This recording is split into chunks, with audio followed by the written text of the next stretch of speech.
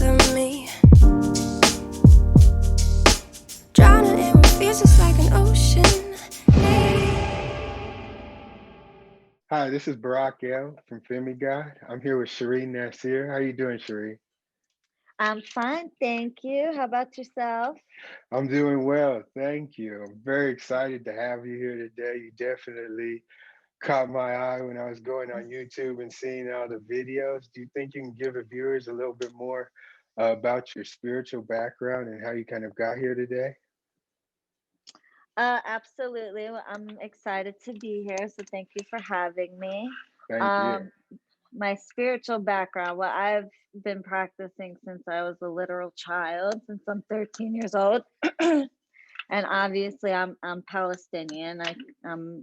So I practice more of a Arabic style magic.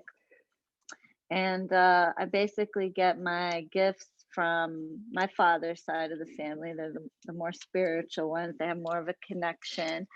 My grandmother was like a healer, so that's where I get that from. But yeah, No, so that's really interesting. I know a lot of times when you have certain things and you get exposed from it like a child, is that difficult for you, or was it like something that just came naturally, dealing with that in well, childhood and everything? well, honestly, it came naturally. My first spell, believe it or not, was a curse. I was 13 years old, and um, I was in a shop class. It was full of boys. I was the only girl in the class, and I was a little chunky. I had a big nose, and this kid used to make my life hell. Like every day, he would pick on me. And one day, I got off the bus with my best friend. I made her actually because I got off on her stop, and I said, "You need to get your yearbook." I grabbed her yearbook. I had my little, back then it was a Walkman. I had my little Arabic cassette tape, stuck it in her tape player, and I said, "What do you got? What do you got? What candles do you have?" All she had was a little red heart candle, but I said, "That's okay. I'm gonna make it work." So I ripped his picture out of the yearbook, and I started just putting an X on it and taking the candle, and just like I had my Arabic music in the background, and I just started like just cursing at him, and basically saying, "You're never gonna mess with me again, and I'm gonna ruin your life," and just saying all these things, not even realizing at that time what I was doing, but it just came natural. Well, needless to say, the kid stopped picking on me. And funny thing is, because remember, I was 13. So just a few years later, I turned 18.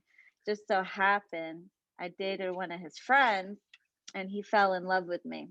So I'm guessing that was from the heart candle. I don't know, but yeah, to this day, I mean, I uncrossed him later on in life because we became friends, but to this day, his life isn't like the best. So, but yeah, that's pretty much how it came. It started with that, and then whenever I needed anything, I would turn to my spells. And if I needed a job, if I needed somebody to call me, if somebody was sick, I mean, it was so weird how it just came naturally to me. It was the first thing I would turn to. So, No, I can understand that.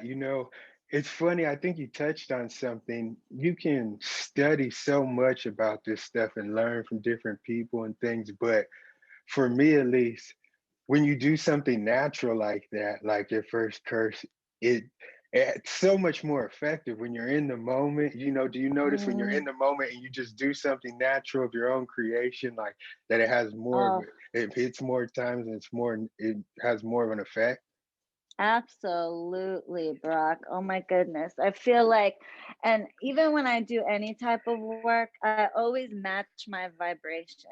So, like, if I'm angry, I won't touch any type of love work or any type of money work. I have to only do dark work, or, if I'm gonna love, I try to make sure, even if I'm like doing any type of money work, to be in a positive, rich mindset. Think about what, having, you know, tons of money in the bank and stuff like that. So yeah, when you're in the moment, it works a lot better because you're radiating that frequency. You're sending out that vibe. So yes, absolutely. Absolutely. And forget it. When I'm angry, watch out. Like if I'm hexing somebody, it's a wrap. I bet. I bet. So so you're 13, you get in this, then how did you start transitioning? At what point did you start transitioning and doing this work for other people and kind of saying like, hey, I want to take on this responsibility, or hey, I want to take this on and kind of start exposing myself more? Well, it's interesting. It wasn't on purpose. I I was working. I had a job and everything, and I was just perusing through YouTube. Actually, well, mind you, I stopped practicing at one point for 9 years Oh man, because my mother, God rest her soul, she passed away, I'm and sorry to she hear got that. sick. Thank you very much. And I tried to heal her, and I couldn't. And then right after that, like a few years later, my aunt got sick, and then I couldn't heal her. And then my uncle got sick, and I couldn't heal him. So it was just one disappointment after the other. But it was weird because every other thing I did worked so quickly. But when I needed my family to survive this horrible disease, they wouldn't help me, or at least that's how I looked at it. Mind you, I was 22, 23 at the time.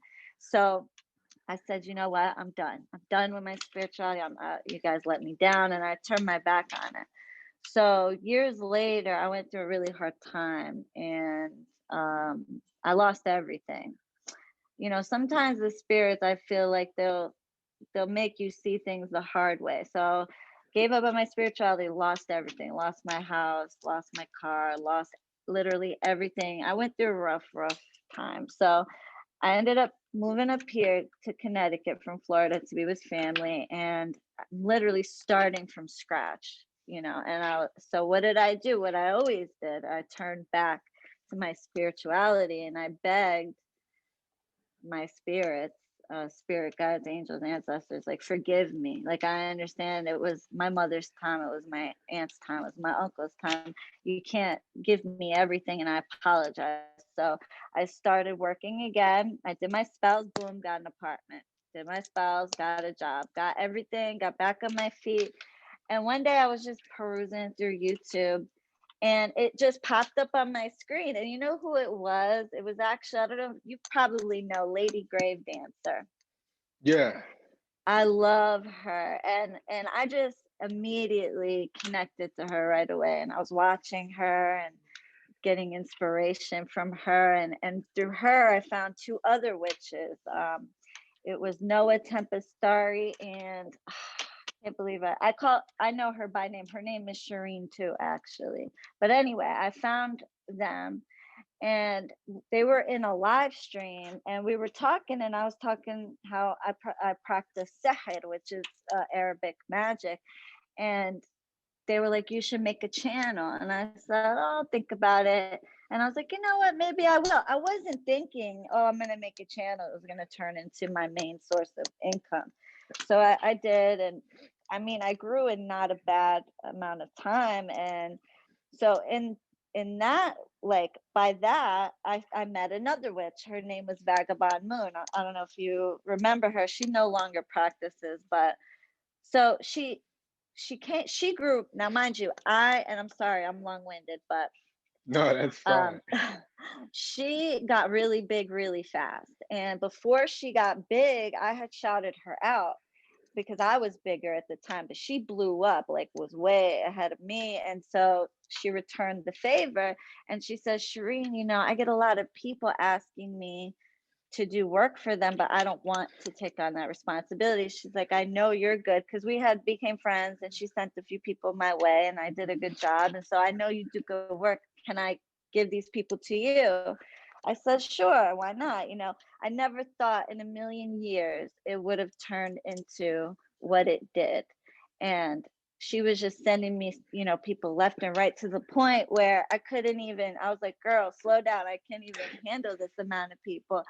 And it just my name got well known because I did good work. And so, I mean, word of mouth, people referred others, and then here I am.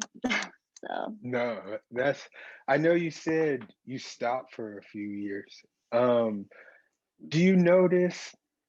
I know even with me, even starting this company, it wasn't something I planned, but I know sometimes spiritually you have things that you're supposed to do. Do you notice that you said you lost, like your life starts to get in shambles when you start to run away from your spiritual calling? 100%. That's exactly what happened to me. And I feel like that's why you can't turn once you take on this. It's a responsibility. People make light of spirituality, make light of magic, or maybe I can use the spirits, use the universe, use magic for only when I need something, and then turn my back. You cannot, and that's why they put us in shambles. Like, you're not going to turn your back on me. When you needed us, we were there for you. So you want to turn your back on us because you didn't get a couple of things your way, or so absolutely, they did that to me, and I'm thankful for it, to be honest. So, No, I think that you hit the nail on the head. That's understanding that this is a lifelong practice. So many people, like you said, I was taught that it's not really for dabblers. So many people get curious and they want to do something, but they don't understand, like, you're necessarily opening up doors on a path that you're going to have to continue to walk down. Was that something you struggled with? 100%. Oh my goodness. I mean, and well, yeah, but not because it was never because I was too busy or didn't. I just was being a brat. I always believed in my path. My grandmother was a practitioner. My father's uncle, he was also a high priest. So, like, it was in my blood. But the thing was, I was a brat. Like, you didn't give me my way, Baba. You didn't give me my way. And so now I'm turning my back on you, basically. And so they taught me real quick who was boss, and that wasn't going to be appropriate. But you said it, like, so many dabblers, they feel like they can even exploit spirituality. Like, I'm going to use this as, like, just something to exploit for my needs, whether it be money, whether it be love, whether it be whatever. And then they open that door, and then they're not willing to take the responsibility, and then you know they get screwed, pardon the phrase. But No, I understand. I mean, I don't think a lot of people understand that it's really mostly just a process of growth, and then doing these things, you're able to grow and conceive things in a new way, and that it eventually changes the entire way you operate. But I don't think mhm, a lot of people first look at it and say, I want to take this path to grow and expand myself as a conscious being, or, become more than I am. Like you said, how can I get this money? How can I get this girlfriend or boyfriend? How can I get this mm. car? Is that, uh, what were some of your biggest challenges, like, as far as understanding that it's a path of growth and not just, oh, doing the spell work to get this and this, get that? To be honest with you, Barack, it wasn't challenging ever for me to understand that it was a journey. Like I said, because I grew up where this was just in my blood. That part was always taught to me. It was the fact that I had a hard time when I started working with other people. And, of course, people are going to want things that are just way, you know it's not meant for them. And I always tell people, like, I cannot guarantee someone's free will. I cannot guarantee, it's up to the universe, the spirits, and to also for you to take the necessary steps. But I think it was a challenge for me to, like overcome when I did fail. I don't take failure very well at all. So I think that was the most challenging part, because for me, other than when it came to life and death, they never let me down. I'm telling you, anything I asked for, they gave it to me, except for matters of life and death. But with other people, it was challenging for me to accept, like, you know, you're gonna have failures. You're gonna, you know, and to explain that to them and try to get them to understand. I think that's the most challenging part for me now, you know, even to this day. No, I Like the get you. spirits don't work for you. They're not working on your time. You know what I'm saying? They don't owe you anything just because you got work done. You know what I mean? Yes, yes. So, No, I definitely, I mm-mm. can understand that. Did you, I mean, what are some of the steps that you started taking to overcome those failures or explaining people to overcome those failures? Like, what, I mean, what do you do if you're in that situation, you're working with somebody else, if somebody else is doing something and maybe their spell work isn't as great, you know, how can they, what steps can they take to overcome those failures?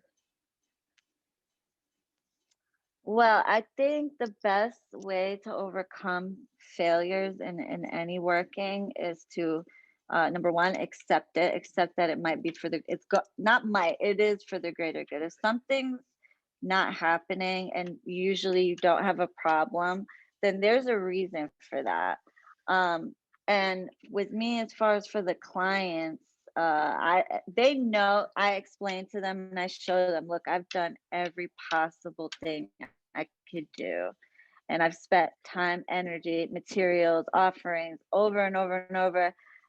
And I've never, with me, and everybody's different, but with me, I don't sit there and say, "Oh, I need more money for this. I need more money for that."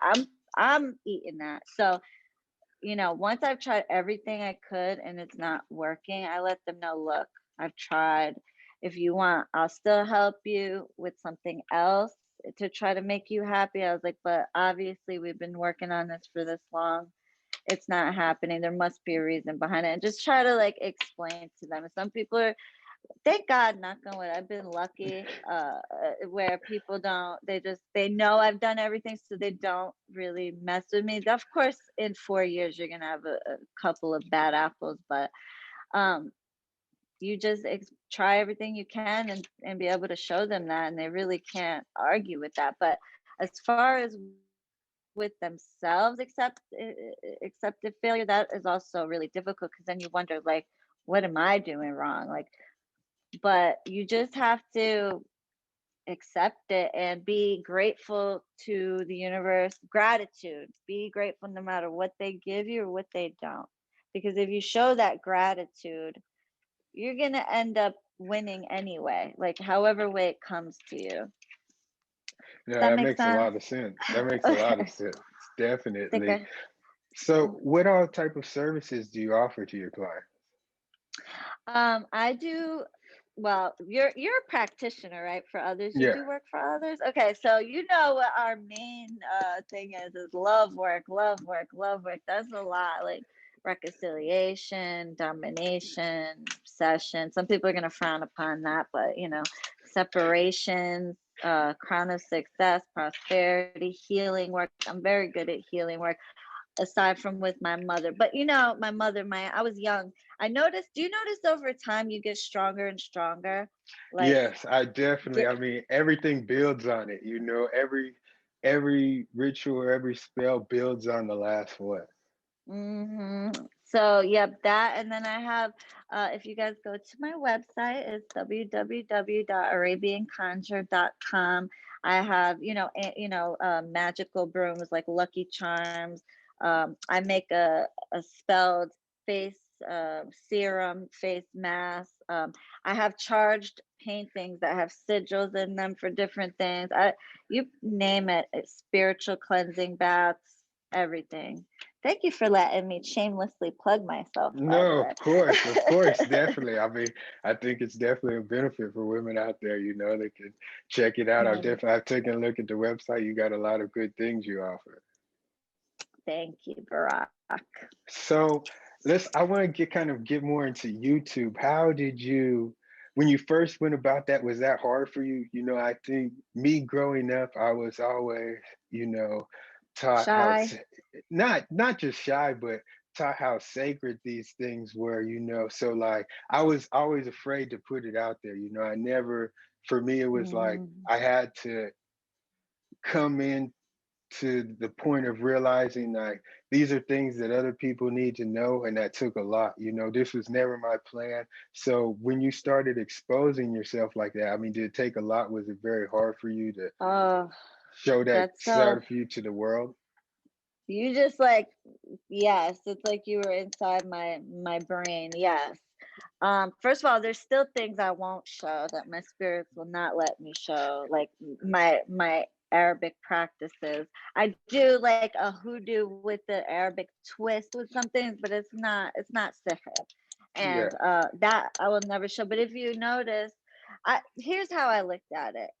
They let me do this. They allowed me to get, publicized or whatever, to be public. They allowed me to show certain things, so I know that's okay with them. With my sihr, that I thought about it, and they destroyed me. They're like, no, that was the original intention for my channel, hence the name Arabian Conjure. But oh man, the even mere thought of doing that, they let me know real quick. So I just listened to my spirit. I listened to my spirits, and I know if there's a video I'm trying to post, and they're not letting it happen, or if I'm live and it keeps cutting out, or they'll always let me know, like, no, you're not posting that. So yeah, I just took it. I just had to listen to my gut, No, I can and get my that. spirit. I'm the same way. That's interesting. When you first started the channel and then you basically were told, I've kind of went through a similar situation of, wanting to show certain things and then getting the kind of like, no, this is not the time now, or Mm-mm. hold off, is that, I mean, have you ever maybe not listened to that and put out something that you shouldn't have put out? Um, yes, and then that's when you'll see, oh, this video is now private. So whenever you see that, that's because my spirits told me you need to take that shit down. Excuse my language. Yeah. Yeah, whenever you see a private video, that's because my spirits told me, no, you need to take that down. And that could not only be like the practice, I had a real problem with that. Work is supposed to be sacred. I was always taught that. And then here we are on YouTube. And honestly, sometimes I feel guilty, and I'm like, did we bastardize this practice? Because now you see a bunch of crazy things on the internet, and it just started happening like really prevalently that within the last maybe year or two. And so sometimes I blame us for that, like, we did this, we made this seem like this was okay to show certain things. But then I realized it's like, no, everything that happened that led to my channel, the way it happened, it was spirit like leading me, finding one witch, and then going into that live with the other witches, and then just, I feel like I wouldn't have grown the way I did if they really didn't want me to, to show certain things, not everything.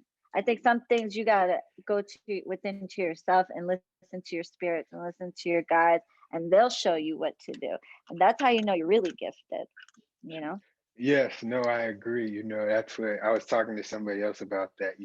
Once you getting a practice that is truly your own and truly customized for your own, I think that's when you really start to move to a certain level.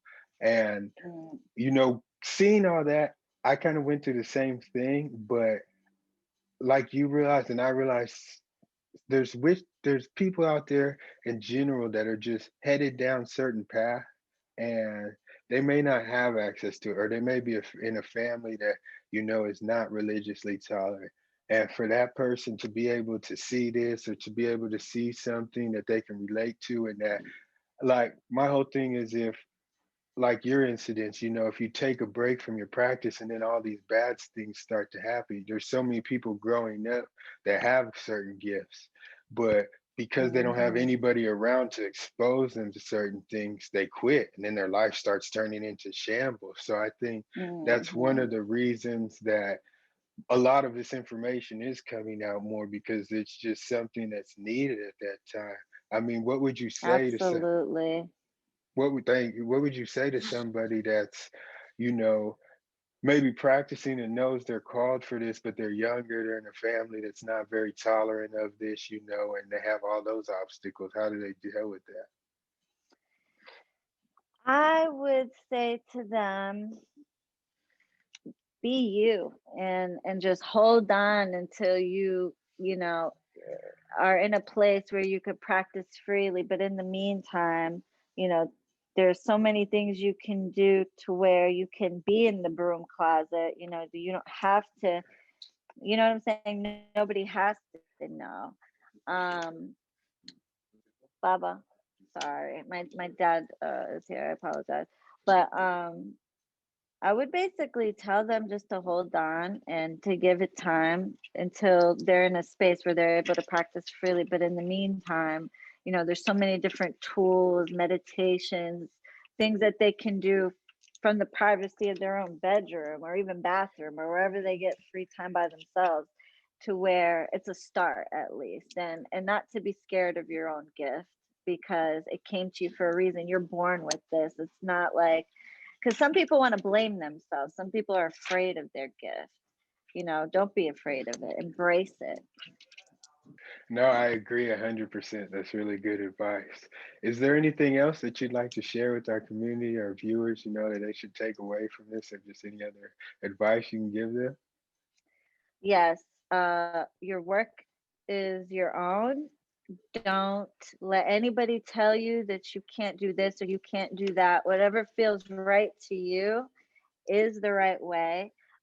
Practice with, integrity, and, understand that this is not something to be exploited. This is a serious journey. It's a serious practice. And if you feel like you can't take it seriously and take what comes with it, then hold off until you are ready. Otherwise, you might find yourself in a bad path. Um, and yeah, show gratitude for the things you have, and you'll keep getting blessed with more gifts. And visit my website, www.arabiaconjure.com. I'm Yes. shameless. No, I'm definitely. shameless. Definitely check out Shireen's website or Asian Conjure. There's definitely a lot of great stuff there. Well, thank you, Shireen. I appreciate you stopping by today. I I appreciate you having me, Barack, and I will surely tell my viewers to view you. So thank Thank you you. so much. I appreciate it. You have a wonderful day. You too, babe. Bye. Bye. Bye.